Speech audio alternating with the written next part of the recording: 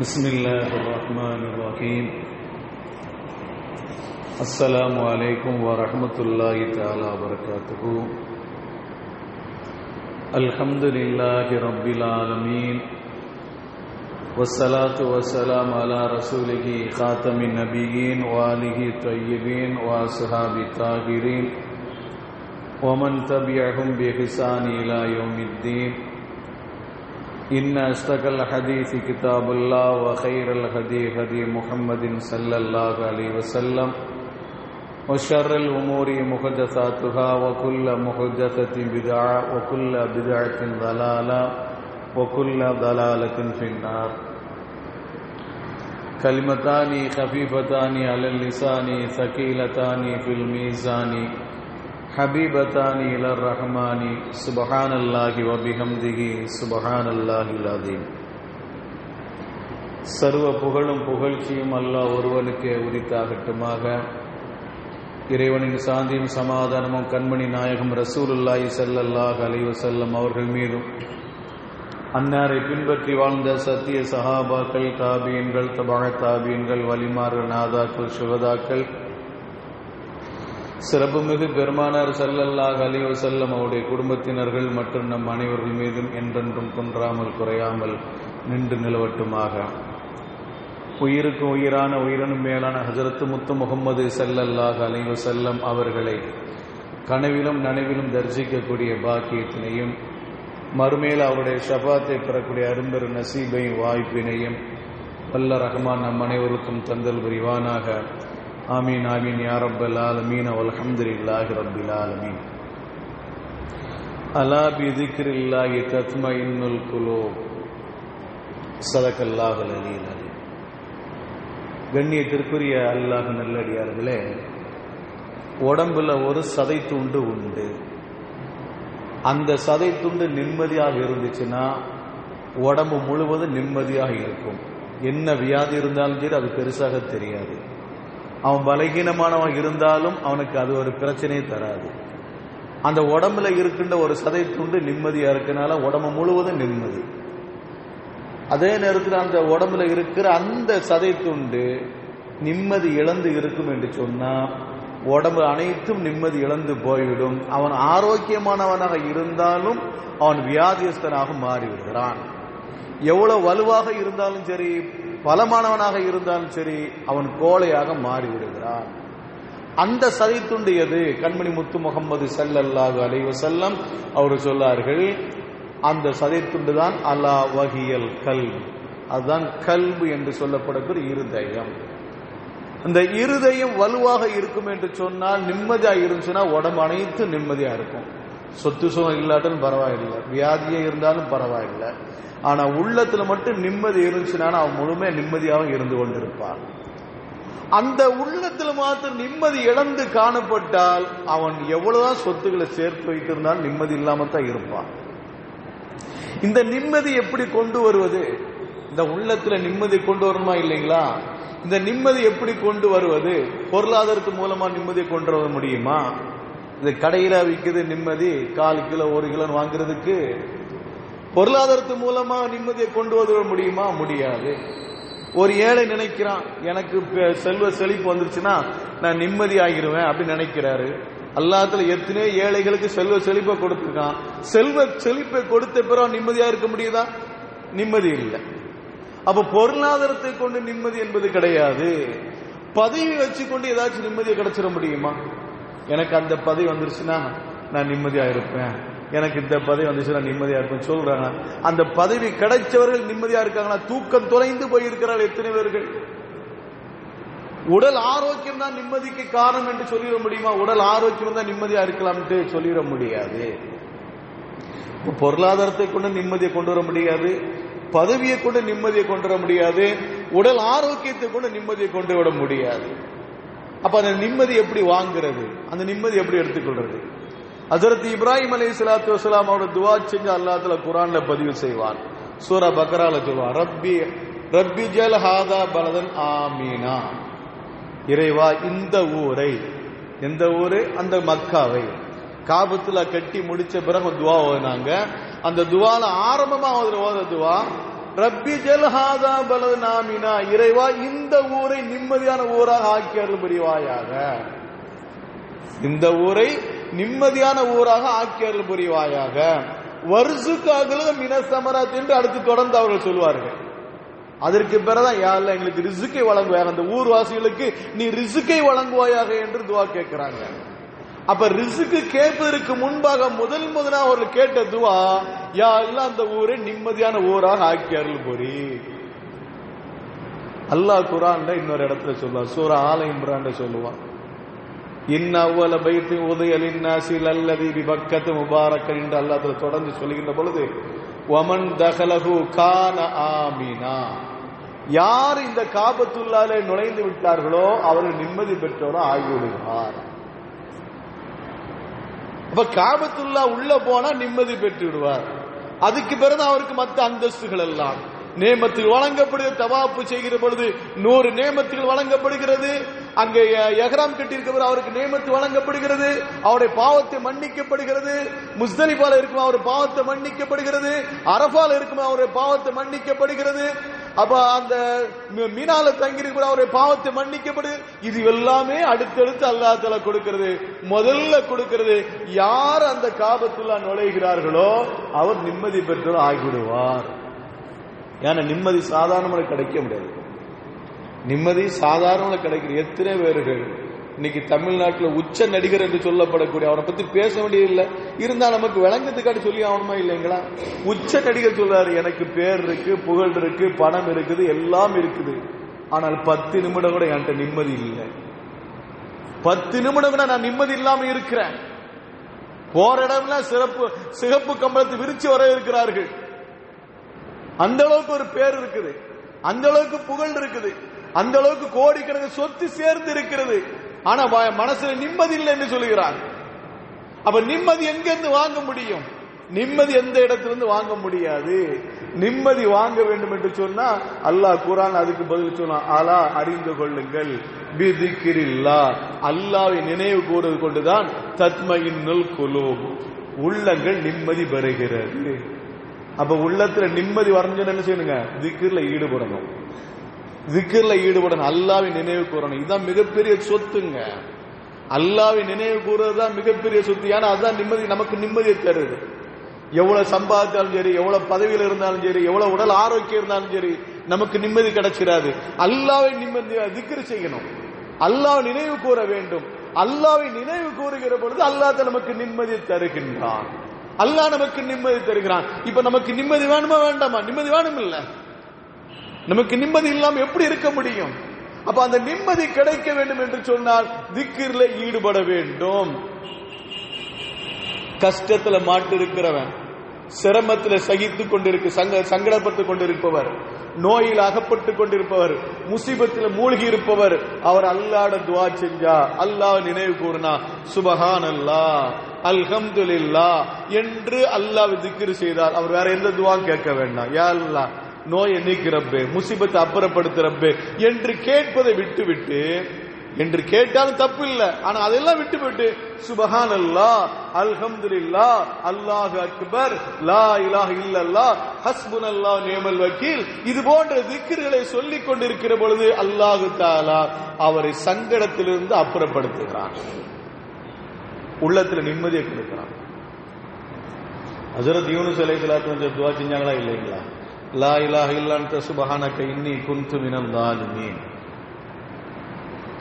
குர்ஆன்ல பதிவு செய்யறாங்க, அல்லாஹ் அவங்க துஆ கேட்டாங்க, லா இலாஹ இல்லா அன்த, இறைவா வணக்கத்திற்குரிய உன்னை தவிர வேற யாரும் இல்லை, சுப்ஹானக உன்னையே தூய்மையானது நான் நம்புகிறேன், இன்னி குன்து மினல் ஸாலிமீன் நான் அநியாயக்காரன் ஒருவனாக இருக்கேன், நான் அநியாயக்காரன் ஒருவனாக ஆகிவிட்டேன் ரப்பே. இந்த ஒரு துஆ செஞ்சாங்க. வானவர்கள் அந்த தஸ்பீகை செவிமடுத்தார்கள்.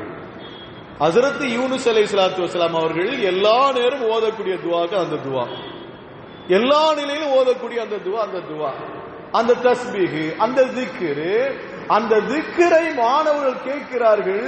கேட்டுவிட்டு அல்லாஹ்ட்ட கேட்கிறாங்க, அல்லாஹ்ட்ட சொல்றாங்க, யா அல்லாஹ் ஒரு பழக்கப்பட்ட குரல், எப்பொழுது கேட்கிற குரல், ஆனா இப்ப நாங்க சற்று வித்தியாசமா நாங்க கேட்கிறோம் ரப்பே, அது ஏதோ ஒரு ஆபத்துல சிக்குண்டது போல அது குரல் எல்லாம் கம்மியா இருக்க மாதிரி அந்த திக்ரை நாங்க கேட்கிற ரப்பே, உன்னுடைய அடியார் தான் அது, உன்னுடைய அடியார் பழக்கப்பட்ட குரலாக இருக்கிறது. அந்த அடியார் யார் என்று உனக்கு தெரியாமல் ரப்பே, அது யாரு சொல்லு. அதான் என்னுடைய நபி யூனுஸ் அலைஹிஸ்ஸலாம். இப்ப அவங்க எங்க இருக்காங்க ரப்பே? கடல்ல மீனுக்கு உள்ள இருக்கிறாங்க. யாரப்பா அவரை நீ காப்பாத்து, யாரப்பா அவரை நீ காப்பாத்து. துவா கேட்கிறது யாருங்க? மலக்குமார்கள். லா இலாஹ இல்லா அன்த சுப்ஹானக இன்னி குன்து மினல் ஸாலிமீன் என்றுதான் அவங்க சொன்னாங்க. என்ற தஸ்பீஹ் அவங்க ஓதுனாங்க. அந்த தஸ்பீஹை ஓதுனனால மலக்குமார்கள் அவருக்கான துவா செய்யறாங்க, ரப்பே அவரை நீங்க காப்பாத்துங்க, அவரை நீ காப்பாத்து ரப்பே. அல்லாஹ் தஆலா அதற்கு மலக்குமார் சொன்ன உடனே அவர்களை அந்த மீனோட கொண்டு வெளியே கொண்டு போட்டு அவங்க கக்கியது. இது தப்சீர்ல சொல்லப்படுகின்ற செய்தி. இந்த ஆயத்துக்கு கீழே தப்சீர் எழுதுவாங்க. அதுக்கடுத்து நபிகள் நாயகம் ஸல்லல்லாஹு அலைஹி வஸல்லம் அவங்கள்ட்ட கேட்பாங்க, யா ரசூலல்லாஹ், இந்த தஸ்பீஹ் ஹஜ்ரத் யூனுஸ் அலைஹிஸ்ஸலாத்து வஸலாம் அவர்களுக்காக வேண்டி மட்டும்தான் உள்ளதா, இல்ல நாங்களும் ஓதலாமா? நாங்களும் ஓதலாமா? அல்ல யூனுஸ் அலைஹிஸ்ஸலாத்து வஸலாம் அவர்களுக்கு மட்டும்தான் இந்த தஸ்பீஹினுடைய பாக்கியமா? அதுக்கு ஹஜ்ரத் முத்து முகமது ஸல்லல்லாஹு அலைஹி வஸல்லம் சொல்லுவாங்க, அந்த சூரா அந்த ஆயத்து முடிக்கும் அல்லாஹ் தஆலா சொல்லுவாங்க, கதாலிக நுன்ஜில் முஃமினீன், இவ்வாறேதான் நாம் மூமின்களை பாதுகாக்கிறோம், இவ்வாறேதான் நாம் மூமின்களை பாதுகாக்கிறோம் என்று அல்லாஹ் தஆலா சொல்றானே. அந்த ஆயத்து முடிவுல நமக்கு என்ன தெரியுது? இது நாம ஓதுனால் அல்லாஹ் தஆலா நம்மளை பாதுகாப்பான், இந்த தஸ்பீஹ நாம ஓதினாலும் அல்லாஹ் தஆலா நம்மை பாதுகாப்பான் என்று கண்மணி முத்து முகமது ஸல்லல்லாஹு அலைஹி வஸல்லம் அவர் சொல்லி தருகிறார்கள். எனவே இந்த தஸ்பீஹ நாம் ஓத வேண்டும். எந்த சிக்கல்ல யாரு சிக்கி இருக்கிறார்களோ, ஒவ்வொருவருக்கும் ஒவ்வொரு விதமான சிக்கல் உண்டு, ஒவ்வொரு விதமான மனக்கவலை உண்டு. சிலருக்கு லேசா இருக்கும், சிலருக்கு அதான் பெரிய கஷ்டமா இருக்கும். சிலருக்கு அந்த கஷ்டம் கூட மற்றவருக்கு கஷ்டமா இருந்தாலும் கூட அது எனக்கு லேசு என்று சொல்லிக் கொண்டிருப்பார். அவரவர் சக்திக்கேற்ப இந்த துவாக்களை ஓதுவோம், இந்த திக்ர்களை ஓதுவோம். இந்த திக்ர்களை ஓதுனா உள்ளத்துல கவலை நீங்கி, நம்முடைய கஷ்டங்களை நீங்கி நாம் நிம்மதியாக இருப்போம். ஒரு மனிதன் எப்பொழுது அல்லாஹ்வுடைய முசீபத்துல கட்டுப்படுகிறான் தெரியுமா? ஒரு மனிதன் எப்பொழுது முசீபத்தில் அகப்பட்டுக் கொள்கிறான் தெரியுமா? ஒரு இறைநேசர் மீன் பிடித்துக் கொண்டிருந்தார், ஆற்றில் மீன் பிடித்துக் கொண்டிருந்தார். அவருடைய மகளை அழைத்துக் கொண்டு சென்றிருந்தார்கள். அந்த இறைநேசர் தன்னுடைய மகளையும் ஆற்றுக்கு அழைத்துக் கொண்டு போயிருந்தாங்க. மீன் பிடிச்சு ஒரு சட்டியில போடுறாங்க, ஒரு டப்பால போடுறாங்க. கடைசியில சரி நமக்கு போதுமானது மீன், நமக்கு மீன் போதுமானது என்று சொல்லி அந்த பெரியவர் அந்த இறைநேசர் எழுந்திருக்கிற பொழுது அந்த சட்டியை தூக்கி பாரு, சட்டியில மீன் இல்லை. பக்கத்துல இருக்க மகள்கிட்ட கேட்கிறேன், நான் மீனை பிடிச்சி போட்டனமா, மீன் எங்க, மீன் எங்க? அப்ப அந்த மகள் சொன்னார், நீங்க எங்களுக்கு ஹதீஸ் சொன்னீங்க அத்தா, எனக்கு ஹதீஸ் சொன்னது நீங்க தான். ஒரு மனிதன் எப்பொழுது முசீபத்தில் அகப்படுவான் தெரியுமா? அல்லாஹ்வை மறந்த நிலையில தான் முசீபத்தில் அகப்படுவான். ஒரு மனிதன் எப்பொழுது முசீபத்து அவனுக்கு தொடும், அவன் அல்லாஹ்வை மறந்த நிலையிலே. ஒரு நோய் தொடுறாலும் சரி அல்லாஹ்வை மறந்த நிலையில் தான். கொஞ்சம் வறுமை வந்தாலும் அல்லாஹ்வை மறந்த நிலையில் தான். ஒரு கஷ்டம் வந்தாலும் அல்லாஹ்வை மறந்த நிலையில் தான். அல்லாஹ்வை மறக்கிற பொழுது அவன் கஷ்டத்தில் ஆளாக்கப்படுகிறான். அல்லாஹ்வை மறக்கிற பொழுது அவன் முசீபத்தில் அகப்பட்டுக் கொள்கிறான். இந்த மீன் அல்லாஹ்வை மறந்து விட்டதுக்கு ஒரு கணம், உங்கள்கிட்ட அகப்பட்ட அந்த மீன் ஒரு கணம் அல்லாஹ்வை மறந்து விட்டது. உலகத்தில் உள்ள எல்லா பொருட்களும் அல்லாஹ்வை தஸ்பீஹ் செய்கிறது. சப்பஹலில்லாஹி மாஃபிஸ் ஸமாவாதி வ மாஃபில் அர்த், வானங்கள்ல உள்ளவைகளும் பூமியில உள்ளவைகளும் அல்லாஹ்வை நினைவு கூறுகிறது, தஸ்பீஹ் செய்கிறது என்று அல்லாஹ் தஆலா வசனங்கள்ல சொல்லி தருவார், நிறைய வசனங்கள்ல சொல்லி தருவார். அப்போ தண்ணியில இருக்கிற அந்த மீன் ஒரு கணம் அல்லாஹ்வை மறந்தனால்தான் உங்களுடைய தூண்டில் அது அகப்பட்டு விட்டது. அப்ப தூண்டில் அகப்பட்ட அந்த ஒரு கணம் மறந்த அல்லாஹ்வை மறந்த அந்த மீனுக்காக நீங்களா தண்டிக்கலாமா? அதனாலதான் மறுபடியும் நான் அதை தண்ணியில விட்டு விட்டேன். உங்களுக்கு தெரியாம நீங்க புடிச்சு போட்டீங்க, நான் தண்ணியில விட்டுக்கிட்டே இருந்தேன். ஒரு கணம் தானே மறந்து இருக்குது, அதனால நான் மறுபடியும் விட்டேன். அதுக்கடுத்து அது தஸ்பீஹ் செய்து கொண்டே இருக்கும் அல்லவா என்று. அருமையான நமக்கு மிகப்பெரிய பாடம் அல்லவா இந்த செய்திகள்? நமக்கெல்லாம் மிகப்பெரிய ஒரு பாடம். நாம் அல்லாஹ்வை மறக்காமல் நினைவு கூறிக்கொண்டே இருக்க வேண்டும். அல்லாஹ்வை நினைவு கூறிக்கொண்டே இருக்க வேண்டும். அல்லாஹ்வை திக்ர் செய்து கொண்டே இருக்க வேண்டும். கண்மணி முத்து முஹம்மது ஸல்லல்லாஹு அலைஹி வஸல்லம் அவர்கள் சொல்கின்ற வார்த்தை, உம்முடைய நாவை அல்லாஹ் திக்ரை கொண்டு நினைத்துக் கொண்டே இருக்குங்கள். உங்களுடைய நாவை அல்லாஹ்வை திக்ர் செய்து கொண்டு நினைத்துக் கொண்டே இருங்கள். ஹஜ்ரத் அபூ ஹுரைரா ரலியல்லாஹு தஆலா அன்ஹு அவர்கள் மரம் நட்டிக்கிட்டே இருந்தாங்க, ஒரு செடி நட்டிக்கிட்டே இருந்தாங்க. கண்மணி நாயகம் ரசூலுல்லாஹி ஸல்லல்லாஹு அலைஹி வஸல்லம் என்ன செய்யறீங்க? நான் மரத்தை நட்டிக்கிட்டே இருக்கிறேன். ஏன்? இல்ல, எனக்கு பிறகு இது எனக்கு இந்த மரம் என்னுடைய பிள்ளைகளுக்கும் அல்ல எனக்குமே இது நிழல் தருமா இல்லைங்களா? கனிகளை தரும், பின்னால் உள்ள சந்தைகளுக்கு ஒரு கனிகளை தரும். அதனால நான் மரத்தை நட்டிக்கிட்டு இருந்தேன். ஹஜ்ரத் முத்து முஹம்மது ஸல்லல்லாஹு அலைஹி வஸல்லம் சொன்னார்கள், இதை விட ஒரு சிறப்பான ஒன்றை சொல்லட்டுமா? நீங்க அல்லாஹ்வை திக்ர் செய்யுங்கள், உங்களுக்கு சொர்க்கத்துல மரத்தை நட்டி தரும். நீங்க அல்லாஹ்வை திக்ர் செய்யுங்கள், உங்களுக்கு சொர்க்கத்துல மரத்தை நட்டி தரும் என்றார்கள் கண்மணி முத்து முஹம்மது ஸல்லல்லாஹு அலைஹி வஸல்லம். மிகப்பெரிய சிரமம் நமக்கு தெரிகிற மாதிரி இருக்கு, ஒரு பெரிய கஷ்டம் நம்ம வந்தடைகிற மாதிரி இருக்குன்னு சொன்னா நம்ம திக்ர்ல ஈடுபடணும். ஒரு கஷ்டம் வர மாதிரி இருக்குது, ஏதாவது சங்கடம் வர மாதிரி இருக்குது, பார்த்தா நோய் வர மாதிரி தெரியுது, டாக்டர் போய் கேட்போம், உங்களுக்கு இந்த மாதிரி இருக்குது அப்படின்னு சொல்லிட்டான்னு வச்சுங்க, நமக்கு மனசு சங்கடப்படுமா இல்லைங்களா? அப்ப அந்த நேரத்தில் ஹஸ்புனல்லாஹு நிஅமல் வக்கீல், ஹஸ்புனல்லாஹு நிஅமல் வக்கீல் அதிகமாக ஓத வேண்டும். எவ்வளவு சிரமம் நமக்கு கண்ணுக்கு முன்னால தெரிஞ்சாலும் சரி, தவிடுபடியா மாறிடும். அல்லதீன காலலகும் முன்னாசு இன்னன்னாஸ கத் ஜமாஅலகும் ஃபஹ்ஷௌஹும் ஃபஸாதஹும் ஈமானா வகால ஹஸ்புனல்லாஹு நிஅமல் வக்கீல். சஹாபாக்கள் உஹது யுத்தம் முடிந்து அதுல சஹாபாக்கள் நிறைய சிரமங்கள், நிறைய இழப்புகள் ஏற்பட்டது. அந்த யுத்தத்துல வெற்றி இஸ்லாமியர்களுக்கு கிடைத்தாலும் சஹாபாக்களுக்கு ஆரம்பத்தில் மிகப்பெரிய ஒரு இழப்பு ஏற்பட்டது. சில சஹாபாக்களுக்கு ரத்தமா வடிந்தது, சில சஹாபாக்களுக்கு கை துண்டானது, சில சஹாபாக்களுடைய கால் துண்டானது. இப்படி இருக்கிற நேரத்தில் நாம் இன்னும் சரியான முறையில் இஸ்லாமியர் தாக்காமல் வந்து விட்டோம், அதனால் நம்முடைய படையை திருப்புவோம் என்று சொல்லி இஸ்லாமியருக்கு எதிராக குஃபார்கள் திரும்புகிறார்கள். அப்ப சொல்லி அனுப்புறாங்க, குஃபார்கள் சொல்லி அனுப்புறாங்க, நாங்க மறுபடியும் தாக்க வாரோம் என்பதை இஸ்லாமியருக்கு நீங்க சொல்லுங்க, சஹாபாக்கள் சொல்லி அனுப்புங்க, தயாராக இருக்கிறோம், மிக உக்கிரமாக தாக்குவதற்கு தயாராக இருக்கிறோம், நீங்க தயாராக இருங்கள் என்று சொல்லுங்க என்ற செய்தி சொல்லிவிட்டாங்க சிலர் மூலமாக. அந்த செய்தி ரசூலுல்லாஹ்க்கு வந்தது. ரசூலுல்லாஹ்க்கு வந்தோடனே ரசூலுல்லாஹி ஸல்லல்லாஹு அலைஹி வஸல்லம் சஹாபாக்களை பார்த்து சொன்னாங்க, நீங்க அத்தனை பேரும் யுத்தத்தில் மறுபடியும் கலந்து கொள்ளுங்க. உஹதுல யாரெல்லாம் கலந்து கொண்டீங்களோ அத்தனை கலந்து கொள்ள வேண்டும், வேற யாரும் கலந்து கொள்ளக்கூடாது. அப்போ ஒரு சஹாபியால் நடக்க முடியாது. அண்ணன் தம்பி 2 சஹாபி, அவர்களால் நடக்க முடியாது. அண்ணன் தம்பியை தோள்ல தூக்கி கொண்டிருக்கிறார், கையிலிருந்து ரத்தம் வடிந்து கொண்டிருக்கிறது, அண்ணனுடைய கையிலிருந்து ரத்தம் வடிந்து கொண்டிருக்கிறது. அந்த ரத்தத்தை தடவி கொண்டே என்ன செய்கிறாரு, அவர் யுத்த களத்துக்கு வராங்க. எவ்வளவு பெரிய ஒரு சங்கடம்!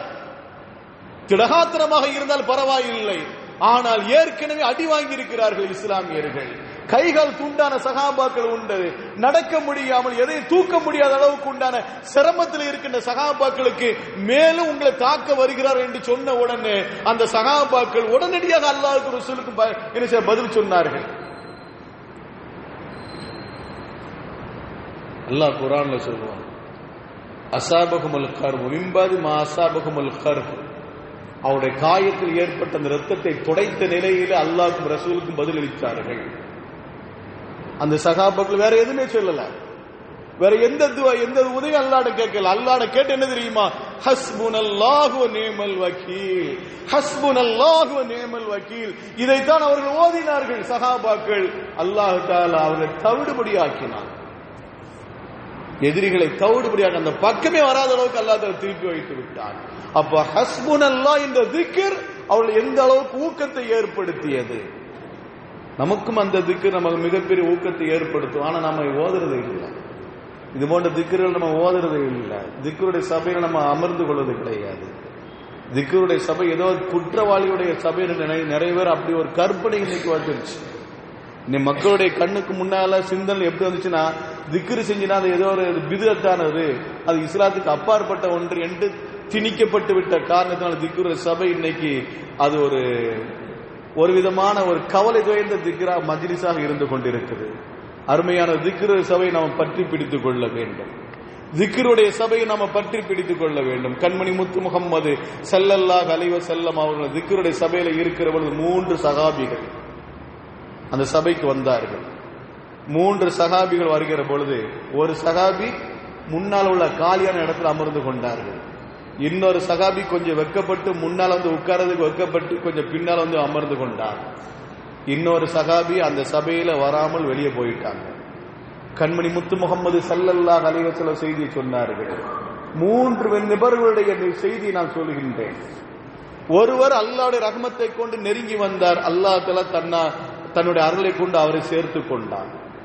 இன்னொரு மனிதர் அவர் வெக்கப்பட்டு ஒதுங்கி கொண்டான். அல்லாஹ் வெக்கப்பட்டு ஒதுங்கி கொண்டான். இன்னொரு மனிதர் சபை விட்டு புறக்கணித்து சென்றார். அல்லாஹ் அவரை புறக்கணித்து விட்டார். அப்ப திக்ருடைய சபையை நாம பற்றி பிடித்துக் கொள்ள வேண்டும். ஏன்? மனதுக்கு ஆறுதலை ஏற்படுத்தக்கூடிய ஒரு சபை அந்த சபை. அந்த திக்ருடைய சபையை நாம் என்ன செய்யணும்?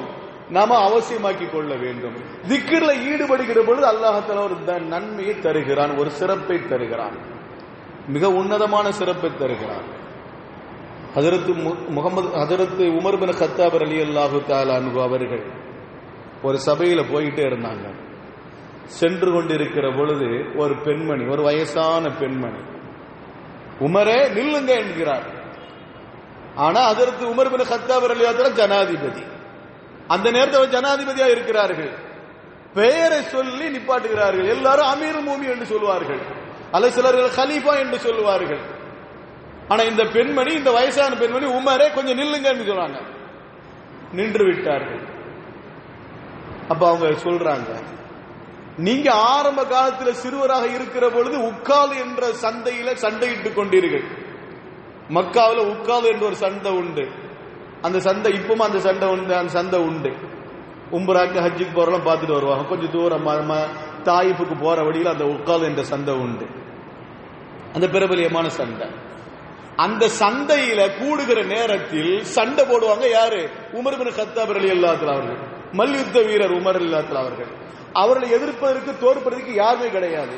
அவங்க சொல்லுவாங்க, என்னை எதிர்ப்பது யாரா இருக்கிறீர்களா என்று கேட்பார்கள். இப்ப சில வசனம் வைக்கிறாங்களா இல்லைங்களா? அதே மாதிரிதான் என்னை எதிர்ப்பதற்கு யாரா உண்டா என்று கேட்பார்கள். அப்ப சின்ன வயசுல அவங்க சண்டை போட்டு கொண்டிருப்பார்கள். அதுதான் அவங்க அந்த அம்மா சொல்றாங்க, நீங்க சிறு வயதிலே வாலிப வயதா இருக்கிற பொழுது உக்கால் என்ற சண்டையில நீங்க சண்டை போடும்போது உங்க பேரு உமையர். உமர்லாத்த பேர் உமர் கிடையாது, உமையர்.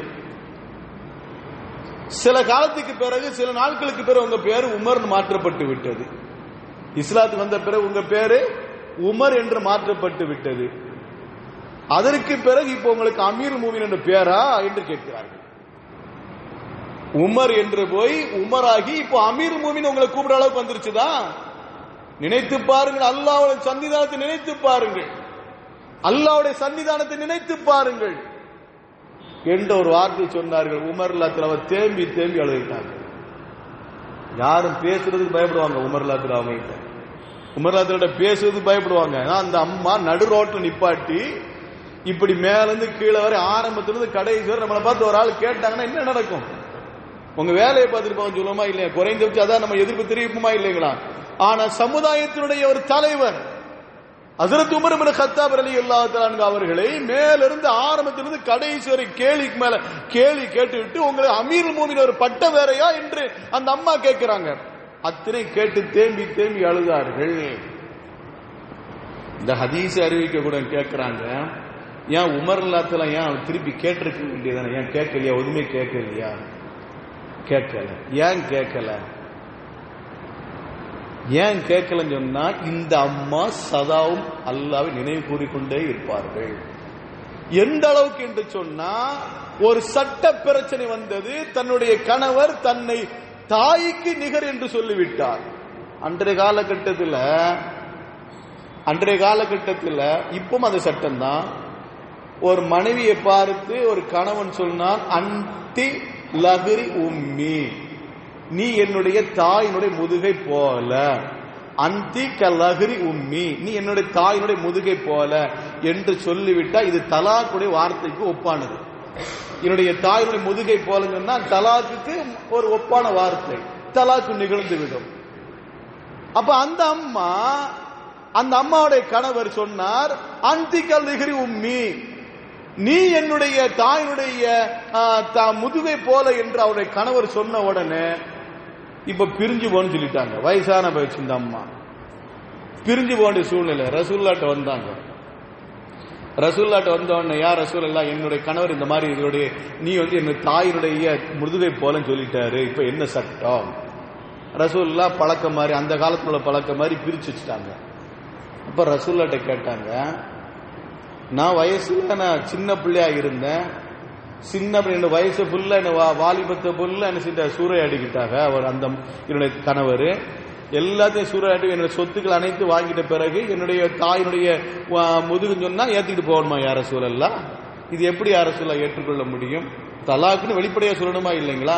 அதை விட்டு போட்டு கினாயத்தன முறையில சைக்கினா முறையில் அந்த வார்த்தை சொல்லிவிட்டா எப்படி ஏற்றுக்கொள்ள முடியும் யார சூழலா என்று அந்த அம்மா ரசூலுல்லாஹ்ட்ட கேட்கும் போது அல்லாஹ் தஆலா ஆயத்தை இறக்கி வச்சான். இது தப்பு இல்லை, இப்படி சொல்றது தப்பு இல்லை, இது தலாக்காக வராது என்று இந்த அம்மாவுக்கு பதில் சொல்லும் விதமாக அல்லாஹ் தஆலா ஆயத்தை இறக்கி வச்சான். அதைத்தான் ஹஜ்ரத் உமர் பின் கத்தாப் ரலியல்லாஹு தஆலா சொல்றாங்க, இந்த அம்மா யாரு தெரியுமா? இந்த அம்மா சதாவும் அல்லாஹ்வுடைய நினைவில இருக்கக்கூடிய இந்த அம்மா, இந்த அம்மாவுடைய பேச்சை கேட்டு அல்லாஹ்வை வானத்திலிருந்து வஹியை இறக்கி வைக்கிறான்னு சொன்னா இந்த அம்மாவுடைய தரஜாவை நாம் விளங்கிக் கொள்ள வேண்டும், இந்த அம்மாவுடைய தரஜாவை நாம் விளங்கிக் கொள்ள வேண்டும் என்று ஹஜ்ரத் உமர் பின் கத்தாப் ரலியல்லாஹு தஆலா அவர் சொல்வார்கள். அது மாத்திரமல்ல, இந்த அம்மா எப்பொழுதெல்லாம் ரசூலை பார்க்க வருமோ அப்போல்லாம் ரசூலுல்லாஹ் தன்னுடைய மேலாடை எடுத்து மேல் அங்கி எடுத்து கீழே விரித்து அந்த அம்மா உட்கார வச்சு கண்ணியப்படுத்துவார்கள். அல்லாஹ்வுடைய நினைவுல இருக்கிறது.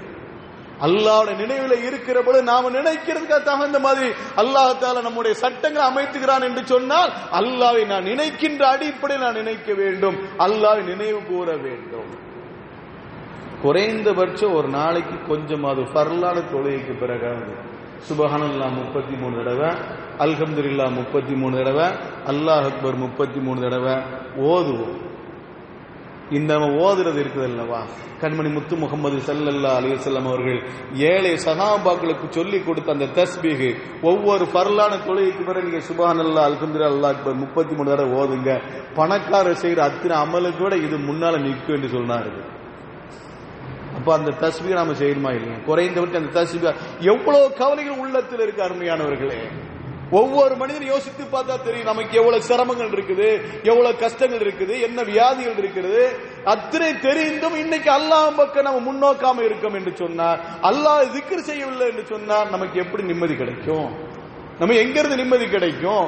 அல்லாஹ் நமக்கு நிம்மதி தரணும், அல்லாஹ் நமக்கு நிம்மதியை தரணும், அல்லாஹ் நம்ம மனசுக்கு அமைதி ஏற்படுத்தணும். அந்த அமைதியை ஏற்படுத்த வேண்டும் என்று சொன்னார், நிம்மதி நமக்கு கிடைக்கணும் சொன்னா அல்லாஹ்வை திக்ர் செய்ய வேண்டும். அல்லாஹ்வை திக்ர் செய்வோம், உள்ளத்தால் அமைதி வருவோம் என்பதுதான் இந்த ஜும்மா நமக்கு சொல்லித் தருகிற மேலான பாடம். அல்லாஹ் ரப்பல் நம் அனைவருக்கும் கிருபை செய்வானாக. கேட்டமுடைய அமலுக்கு நசீப் நம் அனைவருக்கும் தந்தர் புரிவானாக.